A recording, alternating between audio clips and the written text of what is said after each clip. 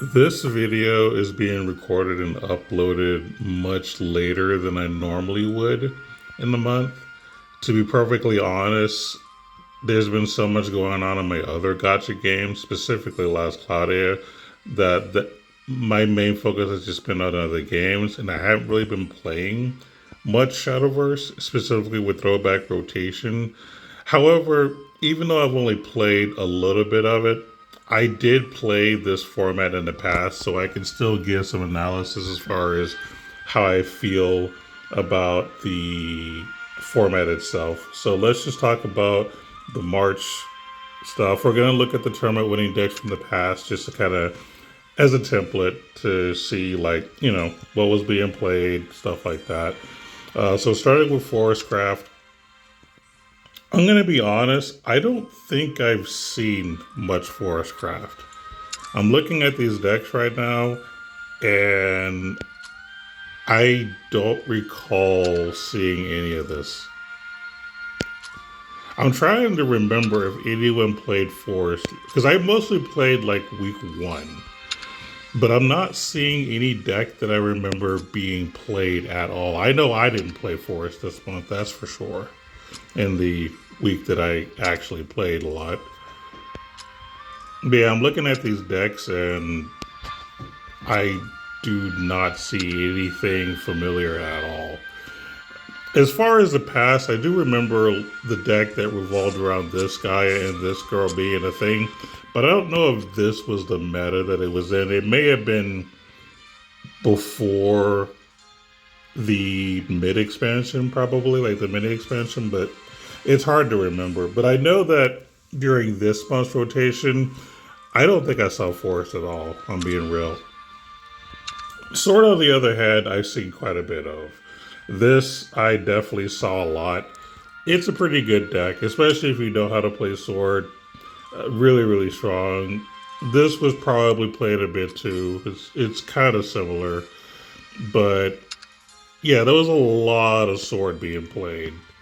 I know that for sure. Now, personally, I don't play Sword, but I respect Sword a lot. I think that anyone that's good at playing mid-range Sword, they definitely provide a really, really good matchup.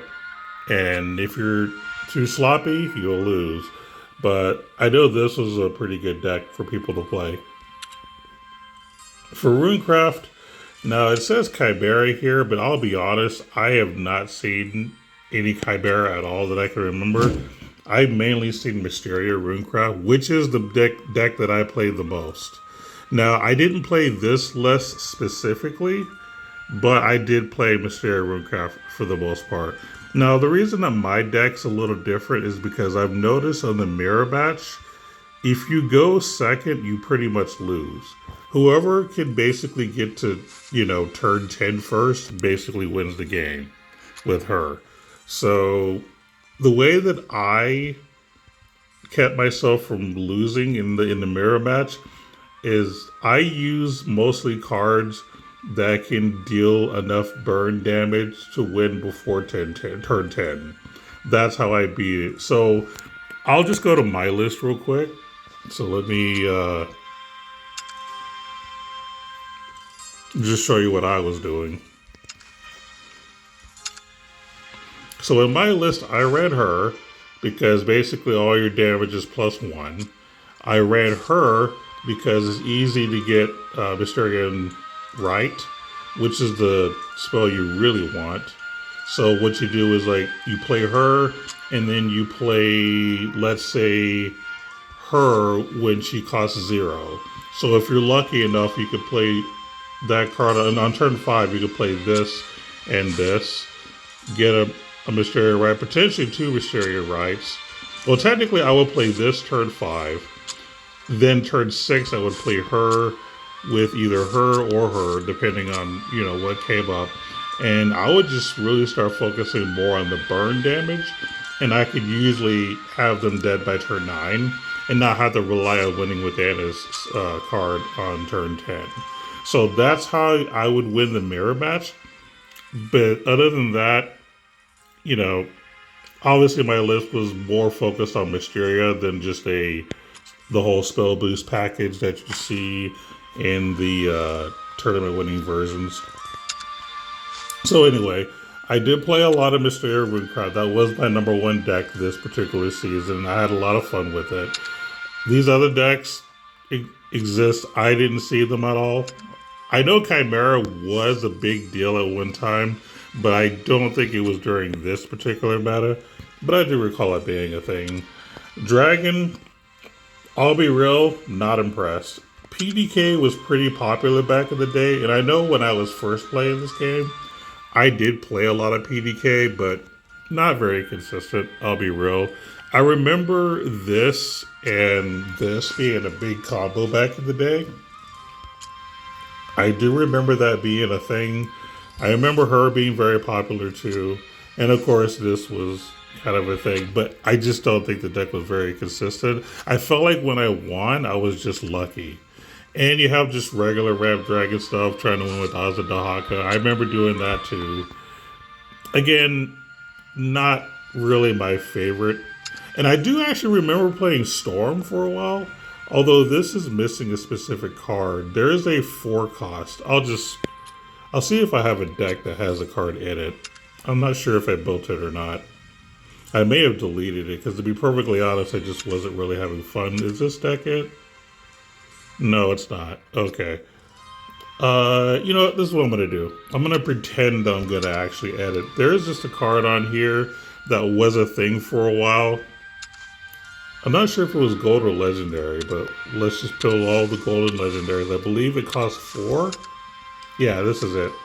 So this card right here, basically what you would do, and you wouldn't necessarily do this turn 4, right? This is kind of a later win condition, which you play her, and then you would play cards like Disciple of Disdain, you would play Disdain Rending, basically cards that can deal damage to this, so that this could deal a lot of storm damage the turn it comes out. That was kind of a thing. Maybe it was done before the mini expansion, I'm not too sure, but I remember that being a big deal at one time. But it seems like these tournament winning lists didn't play that particular card. But overall, I was not impressed with Dragon, not gonna lie. Even though Dragon is my main deck, I just was not impressed.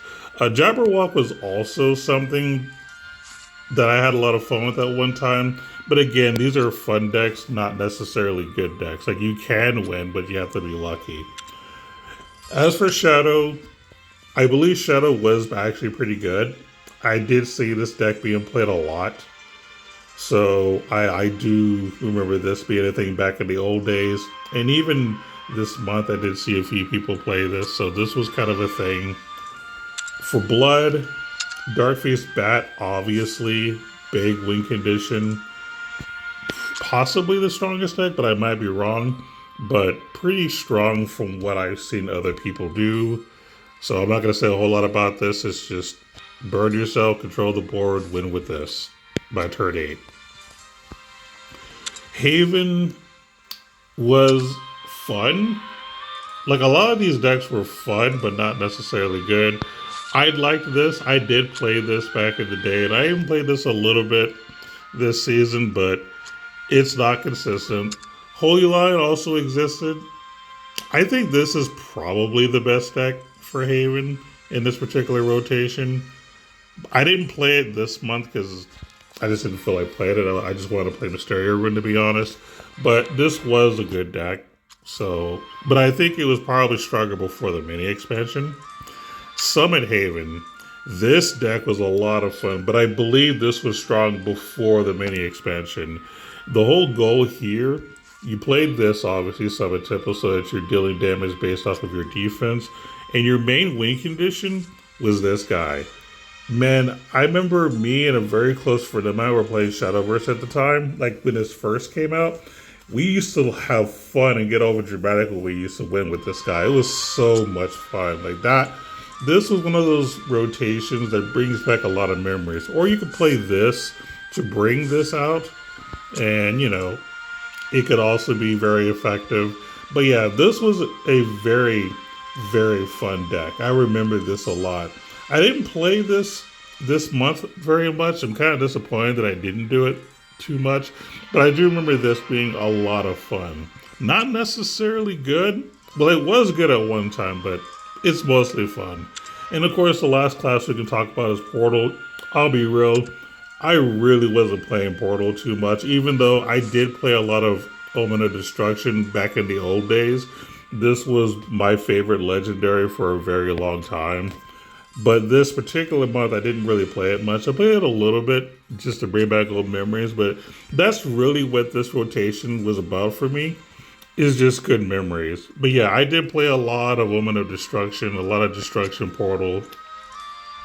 I did mix and match between puppets and artifacts, trying to debate, was it better to play Destruction with puppets or artifacts? I don't remember what my conclusion was ultimately. And here's another card that was super popular back in the day, at least the first go around. Basically using Silva to accelerate to get out a 3-drop or less, so that every turn when you're attacking something, you're always picking up for damage. And if you're going to get this accelerated multiple times, those effects did stack. So you could potentially do a lot of damage doing some stuff. This is another old school fun deck that was actually pretty good, at least back in the day. Probably not so good now, but I do remember it being a whole lot of fun. I remember this. Again, this is arguably the most nostalgic rotation for me personally. Even though a lot of these decks were not necessarily like top tier, but these decks were a lot of fun, and they were good enough for me to get wins. So I wasn't complaining. So overall, I will say this was actually a good rotation for me. I would say at a scale of 1 to 10, I actually give it a 9 just because of nostalgia, basically. There's just a lot of good memories that I have with a lot of these decks that I played. And even though I didn't play a lot this month, but that was more because they were just gacha games that had my attention more. But for the most part, I actually did seriously enjoy this rotation. But that's going to probably be all for this particular video. Now, I did make a video already this month earlier talking about Worlds Beyond, and I am still looking forward to it. But I would say that I'll continue to make these particular videos regarding the monthly throwbacks. But once Worlds Beyond comes out, I'm probably going to stop. So you might see this video in April and May, but you're not going to see videos like these starting in June. Because in June, I'm going to be focused on Worlds Beyond. As far as content, I don't know what I'm going to be doing, because now that it's going to be difficult to build decks early on, especially if I'm not a whale, which I'm not. I basically do battle pass stuff, and that's pretty much it. And I don't even know if they're going to have a battle pass or not in Worlds Beyond in the beginning. So if they don't have a battle pass, I'm probably going to be free to play, which means it's going to be hard for me to build decks. So I'm probably not going to be making a lot of videos unless there's like a really good match, and I might just upload like certain matches. But don't expect a lot of content coming from me for Worlds Beyond, at least not in the early days, because I'm going to be more focused on trying to get a collection together while being semi-free to play. I hope they have a battle pass, because if they do, that'll make things a little easier for me. But if not, yeah, my content for Worlds Beyond will probably be sparse until I can start building a collection and getting kind of a groove. But we'll see. We'll see what happens. But that's going to be all for today. Thank you for watching, and we'll see you next time. Later.